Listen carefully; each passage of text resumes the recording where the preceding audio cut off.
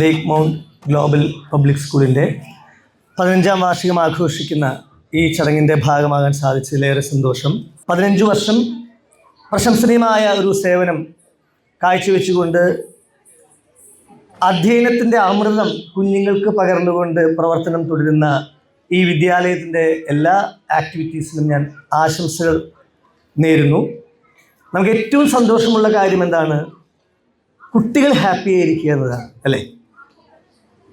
Children's welfare എന്നത്, കുട്ടികളുടെ ക്ഷേമം എന്നതാണ് അധ്യാപകരുടെ, രക്ഷിതാക്കളുടെ, പൊതുവെ സമൂഹത്തിൻ്റെ എല്ലാവരുടെയും ഏറ്റവും പ്രിയപ്പെട്ട പ്രധാനപ്പെട്ട കാര്യം. എന്തിനാണ് അച്ഛനമ്മമാർ അധ്വാനിക്കുന്നത്? എന്തിനാണ് അധ്യാപകർ കൃത്യമായിട്ടുള്ളൊരു സമയം നിശ്ചയിച്ചുകൊണ്ട് ക്ലാസ്സുകളെടുത്ത് കുട്ടികൾക്ക് പഠനവും പാഠ്യേതര പ്രവർത്തനങ്ങളും ഒക്കെ പരിപോഷിപ്പിക്കുന്നത്? അവരെ ഏറ്റവും നന്നായി വളരാനാണ്. അപ്പോൾ അവരെ ഏറ്റവും നന്നാക്കി വളർത്തുവാൻ നമ്മൾ ചെയ്യുന്ന കാര്യങ്ങൾ പലതുണ്ട്. അവർക്ക് ഏറ്റവും സൗകര്യമുള്ള വിധത്തിൽ വിദ്യാഭ്യാസം നൽകുക, അവർക്ക് പഠിക്കുവാൻ ആവശ്യമായിട്ടുള്ള എല്ലാ ഫെസിലിറ്റീസും ഒരുക്കുക, അത്തരത്തിൽ എക്സ്റ്റേണൽ ആയിട്ടുള്ള അവരെല്ലാ കാര്യങ്ങളും ചെയ്തു കൊടുത്ത് അവരെ ഗ്രൂം ചെയ്യുക എന്നുള്ളതാണ്. അതോടൊപ്പം ഇൻറ്റേർണലായിട്ട് അവരുടെ ഉള്ളിൽ, അവരുടെ ചിന്തയിൽ, അവരുടെ ആലോചനകളിൽ, അവരുടെ അറിവിൽ, അവരുടെ തോട്ട് പ്രോസസ്സിൽ വേണ്ടതായിട്ടുള്ള കുറേയധികം നല്ല മാറ്റങ്ങൾ, നല്ല പരിവർത്തനങ്ങൾ അതുകൂടെ രക്ഷിതാക്കളുടെയും അധ്യാപകരുടെയും പ്രധാനപ്പെട്ട കാര്യമായിരിക്കണം. ഇപ്പം ലേക്ക് മൗണ്ട് സ്കൂൾ എന്നാണല്ലോ ഈ വിദ്യാലയത്തിൻ്റെ പേര്.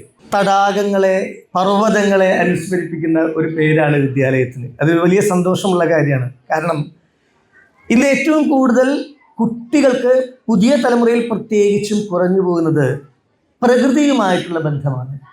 നേച്ചർ, നമ്മുടെ ചുറ്റുപാടുമുള്ള പ്രകൃതിയോട് ഇണങ്ങി അതിനേറ്റവും അടുത്തറിഞ്ഞും അതുമായി ഏറ്റവും കൂട്ടുകൂടിയും ജീവിക്കുന്ന ഒരു ജീവിത ശൈലി തന്നെ ഇന്നത്തെ സമൂഹത്തിൽ കുറഞ്ഞു പോയിരിക്കുന്നു. അതുകൊണ്ട് ലേക്സിനെ, മൗണ്ടെയ്ൻസിനെ ഓർമ്മിപ്പിക്കുന്ന ഈ വിദ്യാലയത്തിന് ഇവിടെ പഠിക്കുന്ന കുട്ടികളിൽ അത്തരത്തിലുള്ള ലിവ് വിത്ത് നേച്ചർ എന്ന ഒരു ഓർമ്മ, ചിന്ത അവരിൽ ഉണർത്തുവാൻ സാധിക്കും എന്ന് തന്നെയാണ് ഞാൻ പ്രതീക്ഷിക്കുന്നത്. ഞാൻ പഠിച്ചത് തൃശ്ശൂർ ജില്ലയിൽ ഒരു ഗ്രാമപ്രദേശത്തുള്ളൊരു സ്കൂളിലാണ്.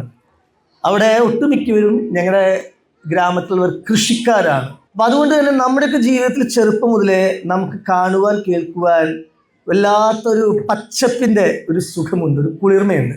അത് നമ്മുടെ ചിന്തകളെ, നമ്മുടെ പേഴ്സണാലിറ്റിയെ ഏറ്റവും അധികം ഇൻഫ്ലുവൻസ് ചെയ്യുന്ന ഒരു കാര്യമാണ്. രക്ഷിതാക്കൾക്ക് മാത്രമല്ല, അധ്യാപകരും കുട്ടികളെ ആ വിധത്തിലാണ് ട്രീറ്റ് ചെയ്യുക. അപ്പം ഞാൻ ആദ്യമായി ഒരു വിനോദയാത്രയ്ക്ക് പോകുന്നത് മലമ്പുഴയിലാണ്.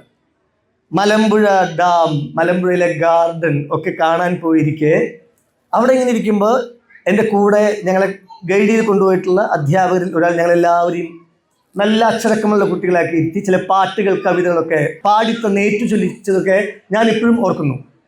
പവിഴമല്ലി പൂത്തുലഞ്ഞ നീലവാരം, പ്രണയവല്ലി പുഞ്ചിരിച്ച ദിവ്യയാമം, പൂക്കളും പുഴകളും ഭൂമി സുന്ദരം എന്നാണ്.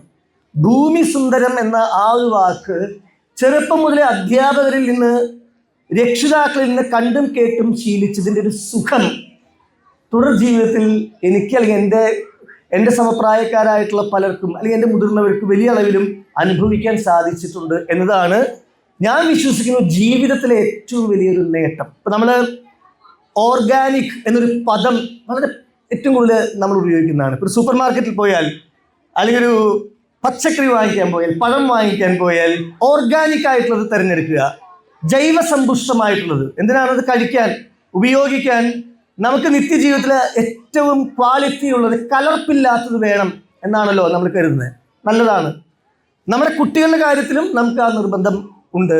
പക്ഷെ കുട്ടികളുടെ ആന്തരികമായിട്ടുള്ള കാര്യങ്ങളിൽ, അവരുടെ ചിന്തകളിൽ എത്രത്തോളം അവർ ഓർഗാനിക് ആണ് എന്ന് പാരൻസ് കുറേ കൂടെ ഉറപ്പുവരുത്തേണ്ടതുണ്ട്. ഞാനത് പറയാൻ കാരണം, വിദ്യാർത്ഥികൾക്ക് ഇന്ന് കൊടുക്കുന്ന പഠനത്തിൻ്റെ രീതി, അല്ലെങ്കിൽ പഠനത്തിൻ്റെ ഒരു ഭാരം അവരനുഭവിക്കുന്നത്, അതിൻ്റെ ഭാഗമായിട്ട് അധിക സമയം ഈ അടച്ചിട്ട മുറികളിൽ, വീട്ടിൽ വന്നിട്ടുള്ള കമ്പ്യൂട്ടറിൻ്റെ, മൊബൈൽ ഫോണിൻ്റെ, ഇൻ്റർനെറ്റിൻ്റെ കൂടെയുള്ള സഹവാസത്തിലാണ് ഇവരുടെ ബ്രെയിൻ വർക്ക് ചെയ്യുന്നത്.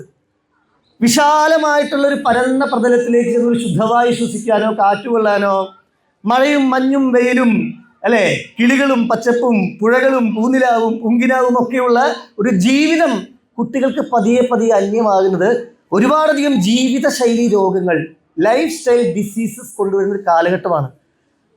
അവരുടെ പ്രതിരോധശേഷി കുറഞ്ഞു പോകുന്നു, അവരുടെ ഇമ്മ്യൂണിറ്റി പവർ എന്ന് പറയുന്നത്, അവർക്ക് ആരോഗ്യപരമായിട്ട് പെട്ടെന്ന് ടയേർഡാകും. എനിക്കറിയാവുന്ന, നേരിട്ടറിയാവുന്ന പലരും, യങ്സ്റ്റേഴ്സ് ആയിക്കോട്ടെ കുട്ടികളായിക്കോട്ടെ, വളരെ ലേസി ആയി പോവുക, ഉറക്കം വന്നു തുടങ്ങുന്നു, ടയേർഡാകുന്നു. അവർ വളരെ ഫിറ്റായിട്ടുള്ള ആരോഗ്യമുള്ള ശരീരമൊക്കെയാണ് കാണുമ്പോൾ തോന്നും മനസ്സിൻ്റെ ക്ഷീണമാണ് ഇതിൻ്റെ കാരണം. ചോദിക്കുമ്പോൾ ചില പാരൻസ് പറയും, ഞാൻ പ്രകൃതിയൊക്കെ കാണിക്കാൻ മൂന്നാറിലേക്ക് വർഷത്തിലൊരു ടൂർ പോകാറുണ്ട്. അതിന് മൂന്നാറിൽ പോയാലും അവിടെ ചെന്ന് കുട്ടി ചെയ്തത് അവിടുത്തെ പ്ലേ സ്റ്റേഷനിൽ ചെന്ന് അവിടെ ക്യാരംസ് കളിച്ചുകൊണ്ടിരിക്കുകയാണ്. അതായത് നേച്ചറുമായിട്ട് എന്നു മുതലാണോ സമൂഹത്തിനെ കുട്ടികൾക്ക് അകൽച്ചു വന്നു തുടങ്ങി. നിങ്ങൾ നോക്കൂ, ഇപ്പോൾ ഈ കഴിഞ്ഞ ദിവസമൊക്കെ നമ്മൾ കാണുന്ന വിദ്യാർത്ഥികൾക്കിടയിലുള്ള പൊതുവായ പ്രശ്നങ്ങളുണ്ട്. കോളേജിൽ കലോത്സവം നടക്കുന്നിടത്ത് അട്ടിപ്പിടിയാണ്. ഒരിടത്തൊരു കുട്ടി റാഗിങ്ങിന് വിധേയമായിട്ട് മരണപ്പെടേണ്ടി വരുന്ന സാഹചര്യം. എവിടെയാണ് ഈ അപജയം സംഭവിക്കുന്നത്? എവിടെയാണ് ഈ ജീർണത സംഭവിക്കുന്നത്? അതിൻ്റെ കാരണം കുട്ടി ഒരു പ്രധാന അധ്യാപകനെ ഭീഷണിപ്പെടുത്തുന്നു, മറ്റൊരു സ്കൂൾ ബസ്സിൽ നിന്ന് കത്തിക്കൊണ്ട് ഒരു ജൂനിയർ ആയിട്ടുള്ള കുട്ടിയെ കുത്താൻ ശ്രമിക്കുന്നു. നിങ്ങൾ പത്രം വായിക്കുമ്പോൾ, ന്യൂസ് കാണുമ്പോൾ ഭീതിയോടുകൂടി കാണണം. കാരണം നമ്മുടെ കുഞ്ഞും നാളെ ഇങ്ങനെ ഒരു അവസ്ഥ ഫേസ് ചെയ്യേണ്ടി വരില്ല എന്ന് എന്തുറപ്പുണ്ട്? മയക്കുമരുന്നുകളുടെ ഉപയോഗം കുട്ടികളിലേക്ക് വ്യാപകമാവുന്നു. എൻ്റെ കുട്ടി അങ്ങനെ ഒരു പ്രശ്നത്തിൽ പെടില്ല എന്നാണ് നമ്മുടെ പ്രതീക്ഷ, വിശ്വാസം. ഇതേ വിശ്വാസമായിരുന്നു ആ പ്രശ്നത്തിലകപ്പെട്ട എല്ലാ കുട്ടികളിലും പാരൻസിന്. അങ്ങനെ സംഭവിക്കുന്നതിന് മാറ്റം വരണമെങ്കിൽ നമുക്ക് നല്ലൊരു അടിത്തറ വേണം. അത് പ്രകൃതിയിൽ നിന്ന് ലഭിക്കുന്നതാണ്. കുട്ടികളെ കുറച്ചും കൂടെയൊക്കെ അനായാസമായി ചിന്തിക്കാനും പരസ്പരം പുഞ്ചിരിക്കാനും സ്നേഹിക്കുവാനും നല്ല സഹവർത്തിത്വവും പരസ്പര ബഹുമാനവും സ്നേഹവും ഒക്കെ പുലർത്തുന്ന നല്ല വ്യക്തികളായിട്ട് മാറുവാൻ, അവർക്ക് പഠിപ്പിൻ്റെ ഭാരത്തിന് പകരം കളിചിരികളുടെയും അതോടൊപ്പം ഏറ്റവും കൂടുതൽ മാർക്ക് വാങ്ങാൻ പാകത്തിന് അവരെ പരിശീലിപ്പിക്കുന്ന ഒരു പുതിയ വിദ്യാഭ്യാസത്തിന് ഉതകുന്ന പ്രവർത്തനങ്ങളായിരിക്കട്ടെ, അല്ലെങ്കിൽ ആകുന്നു ലേക്ക് മൗണ്ട് എന്ന വിദ്യാഭ്യാസ സ്ഥാപനത്തിൽ ഉള്ളത് എന്ന് ഞാൻ പ്രതീക്ഷയോടെ പറയുന്നു. എനിക്ക് ഇവിടെ വരുമ്പോഴുള്ളൊരു സന്തോഷം, ഞാൻ വിഷ്വൽ മീഡിയയിലാണ് വർക്ക് ചെയ്യുന്നത്. ഞാൻ ഏഷ്യാനെറ്റിൽ പ്രോഗ്രാം പ്രൊഡ്യൂസറായിട്ട് എൻ്റെ പ്രവർത്തനം തുടങ്ങി. ഞാൻ അവിടെ ഒരു വിദ്യാർത്ഥിയായി തന്നെ പണി പഠിച്ചു തുടങ്ങുന്ന സമയത്ത് ആദ്യമായിട്ട് എന്നെ ഏൽപ്പിച്ചൊരു റിയാലിറ്റി ഷോ, ഞാൻ ഡയറക്റ്റ് ചെയ്ത the first reality show smile please എന്നൊരു പ്രോഗ്രാമായിരുന്നു. വർഷം 2007 ഡിസംബറിൽ തിരുവനന്തപുരം പുളിയറക്കോണം സ്റ്റുഡിയോയിൽ നിന്നാണ് ഞങ്ങൾ എൻ്റെ റെഗുലർ പ്രോഗ്രാം നടന്നിരുന്നത്. അതിൻ്റെ ഫൈനൽ പ്രോഗ്രാം, അന്ന് ഫൈനൽ ഇവൻ്റ് നടന്നത് അഭിഷേകം ഓഡിറ്റോറിയത്തിലായിരുന്നു. അതായത് കൃത്യം ഒരു 18 വർഷം മുൻപ് അന്ന് ആ പരിപാടിയിൽ വിധികർത്താക്കളായിരുന്ന 3 പേർ ഇന്ന് നമ്മളോടൊപ്പം ഇല്ല. അവർ അവിടെയാണ് ജഡ്ജസ് ഇരുന്നത്, ഇവിടെയാണ് കുട്ടികൾ പെർഫോം ചെയ്തത്. KPSC ലളിത ചേച്ചി, കൽപ്പന ചേച്ചി, അബീക, ഇവരായിരുന്നു ആ ഹ്യൂമറസ് റിയാലിറ്റി ഷോയുടെ ജഡ്ജസ്സായി ഉണ്ടായിരുന്നത്. അഭിഷേകം ഓഡിറ്റോറിയത്തിൽ നടക്കുന്ന ഒരു പരിപാടിയിലേക്ക് ഒരു 18 വർഷത്തിന് ശേഷം വീണ്ടും ഒരു ക്ഷണം കിട്ടിയപ്പോൾ എൻ്റെ മനസ്സിലേക്ക് ഓടി വന്നത് ആ ദൃശ്യങ്ങളായിരുന്നു. അന്ന് ഇവിടെ വരാൻ സാധിച്ചതിൻ്റെ ഓർമ്മ പിന്നീട് എൻ്റെ കരിയറിൽ നിരവധി പ്രോഗ്രാമുകൾ, ഷോസ് എല്ലാം ചെയ്യുമ്പോഴും എന്നും തിളങ്ങി നിൽക്കുന്ന ഒരു നല്ല ഓർമ്മയാണ് അഭിഷേകത്തിൽ അന്ന് ഈ പരിപാടിയുടെ ഭാഗമാകാൻ, അതിന് നേതൃത്വം നൽകാൻ സാധിച്ചത്. ഈ സ്കൂൾ നടത്തുന്ന എല്ലാ പുതിയ ശ്രമങ്ങൾക്ക് ഞാൻ എൻ്റെ ഭാവുകങ്ങൾ തരുന്നു. നമ്മുടെ കൂട്ടത്തിൽ ഏറ്റവും നന്നായി പഠിക്കുന്ന കുട്ടികളോട് പറയണം, നിങ്ങളുടെ കൂടെ ഉള്ള കൂട്ടുകാരെയും കൈപിടിച്ച് മുന്നോട്ട് കൊണ്ടുപോകാൻ.